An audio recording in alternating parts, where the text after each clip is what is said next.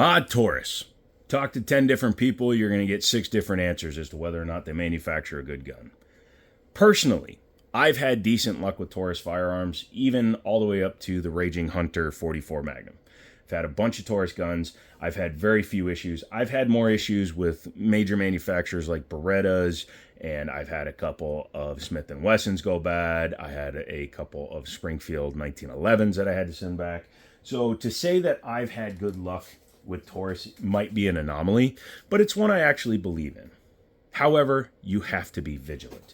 This gun is one that I've wanted to get again for quite a while. I had one when they first came out, and I went ahead and picked up another one because it was a fair price.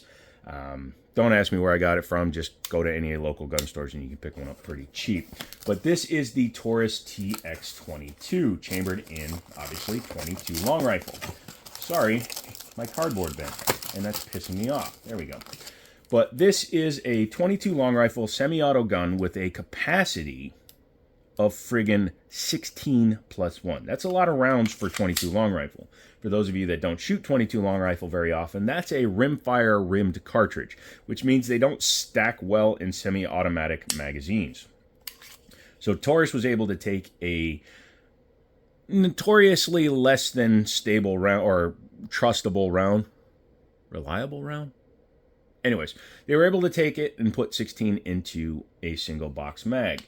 Obviously, their most direct competitor, the Sig Sauer 322, holds 20 rounds because, you know, whatever you can do, I can do better kind of mentality, which is good because competition breeds innovation. But this is probably the one I suggest the most to people looking for just a 22 plinker. You have guns like the Ruger Mark IV, Mark III, Mark II. They've been around forever. Smith & Wesson's Victory, the SR22s, the Walther PPQ 22s. Those are all guns that have been around longer than the TX22, and they shoot well. But I would not recommend them over this gun. This gun chews just about any kind of ammunition you want to put through it, comes with a lot of features for the money, and it's a better size. So as we look at this gun, keep that in mind. If you're going to look at one of these, you can get the standard. This is technically a Gen 1 TX22 because it's not optics cut. It's nothing super fancy. It just happens to have a nice Cerakote job on it. But these you can usually get for well under $300, sometimes around $250, and there's always some kind of rebate from someone that will entice you to buy them. So this is my personal one. Comes in a box with 2 mags, your books, all that stuff, as well as this threaded barrel adapter. This is not always on the gun. This one was put on for a suppressor that we were using at the range. I have also upgraded mine with some Amazon special fiber optic sights, and they do make a difference. However, I do wish the rear ones were a different color. That's not that hard to do. I have a lot of extra fiber optic rods laying around, so I think what's going to happen is I'm going to leave the front one.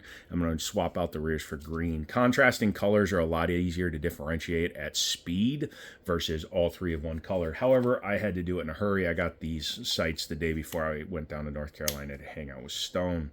It is a semi-automatic, single-action 22 long rifle gun. And yes, he just pulled the trigger on a 22 long rifle. Oh my gosh, somebody call the police. This gun is capable of dry firing, and you'll see why when we take it apart. But yes, Taurus says you can dry fire this one till the cows come home. I've never seen my cows leave, but hey, you know what? Even cows need to have fun. It is a Glock 19 size firearm, which means it is a big mid-size gun. You can see, even with my big old dumb hands, I can get a full grip on this firearm. Has a nice generous undercut with it just to make sure. Yeah, if you want a trainer pistol, this is a hell of a way to go. Has a pick rail on the front so you can put your Whites, Wazers, bazookas. And with the threaded barrel adapter, it's the same length, so you don't have to worry about powder burn on your glass. No, I don't shoot with lights on my guns, so I just have them for demonstration purposes and reviews. So there you go. Look at that. Fits good. Has, again, these sights on it. Normally comes with a small post and bigger rear. The front post is Glock compatible, so the front sight can be replaced with Glock sights. However, you can see how big the rear one is. That requires a certain size. However, if you just go on Amazon, man, it was $16 for a set of fiber optic sights. I don't even know how they're able to cut this aluminum because these are also metal sights. They're not plastic, unlike Glock crap. It is a side ejecting gun, which is a interesting design. The only other guns that I know that use a straight up side eject like this with no cuts up to the top are Bubitz equipped guns. Wow, we had a lot of blow. Sorry, we'll talk about that when we take the top off. But the Bubitz action guns are the only ones I know of off the top of my head that have this style design. The R7 Mako, the Bubitz, the TS9, etc. Yeah, pretty cool. Let's talk about that trigger real quick. The magazine release, by the way, is reversible, but it's not on this gun. External manual safety works like a 1911. Up for safe, down for fire. That's fine. It is ambidextrous. The slide lock slide release is not, but it's a little 22 with an aluminum slide, so you can easily hit it with your offhand if you have to. The trigger, it's called the Tippmann system, I believe. TPS. Tippmann pivot system. You can see the roll pin is actually in the center, so you can see the shoe rotates on that pin first, and then as you pull back it activates the trigger bar. So you have the pit and the system. So a bit of take up to a junk wall and brakes. Reset, it's right there, man. I wish some of the more expensive 9mm had this trigger in it, because it's actually a pretty solid trigger. Very good. And again, yes, you can dry fire it. However, if you're a little bit panicky about that, you could always fill your mag with snap caps and just doink, doink, doink, doink, Let's go ahead and take this guy apart. What do you say? First thing you do is lock her to the rear. Make sure she's empty. It's a small ejection port, so you got to stick your finger in there. Best thing to do if you're a new shooter, you can ingrain this in your brain and hopefully it'll stick. Visually check. Can't see around in the chamber? Great. Can't see around there? Can't see around there? Awesome. Take your pinky. Make sure there's nothing in there that you didn't see. Look away from the gun, turn the gun, whatever, still pointing in a safe direction, and come back and do it again. Takes all of 10 seconds if I'm not describing it, and it could save your wall, your dog, your wife, your life, etc. Very simple, very easy. Just like a Glock, you do have to pull the triggers. Come back just slightly, trigger, pull down on these takedowns here, push forward, and the top comes off. Easy peasy, lemon squeezy. Let's go ahead and take a look at this. One thing you'll notice, it's a 22 long rifle, and it does not have a fixed barrel. It doesn't move very much, so it acts like a fixed barrel, but it is not a fixed barrel. The 322 has a fixed barrel in it. Let's see, how tight is this? This is on there pretty tight because we were threading the suppressor on and off, so I won't be taking that off. But as you can see, it uses a slightly different lockup style. So unlike a standard action, it would have a large lug down there that is hanging down there. This one is much tighter to the gun, so the action literally only drops minimally. When this gun is fully open, you don't even see the barrel tilt, but like that. So that's all the difference you need.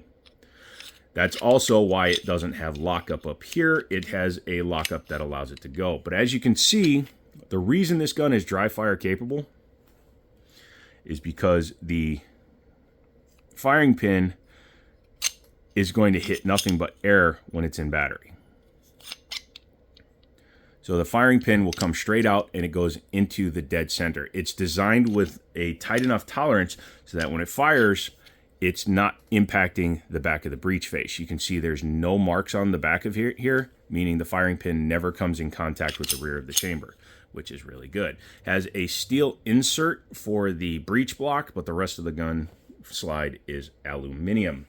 Looking at the frame actually weighs more than the top. You can see this is all aluminum in here, this is all aluminum in here, and you have your firing pin block right there, which then also activates everything, pushes on the sear, drops everything, and fires the gun. Very basic design. For reassembly, you make sure to put your spring back in. Very obvious which way it goes. It looks like it's actually disassemblable, so you can service it, and it feels like it's a plastic-coated aluminum guide rod. Come on now. It's not a super tight spring because it is not a super recoiling gun. I was talking about here, this damage to the ejection port is actually due to firing it suppressed with supersonic Stinger ammo. I don't recommend doing that. This gun, to reassemble it, you don't start it up here like you do a lot of older designs. You start it way back here. Come back here.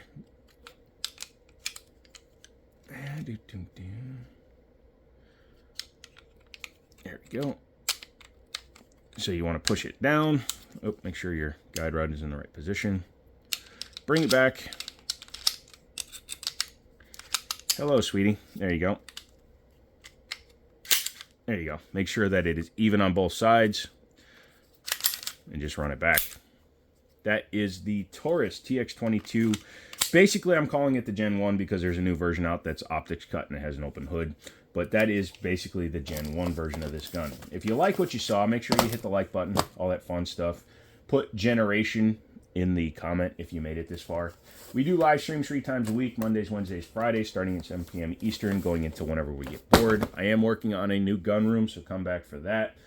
Come back for a longer video on that gun, a follow-up on that gun since I've got a lot of rounds through it, and we'll just have some fun. Moving forward, we're not really trying to sell any guns anymore. We're trying to collect as many as we can, and that's where you guys come in. Hitting the like button, the subscribe button, all that stuff just means that Google will pay me without you guys having to give me money, and that will translate into more firearms as we go down the pipeline.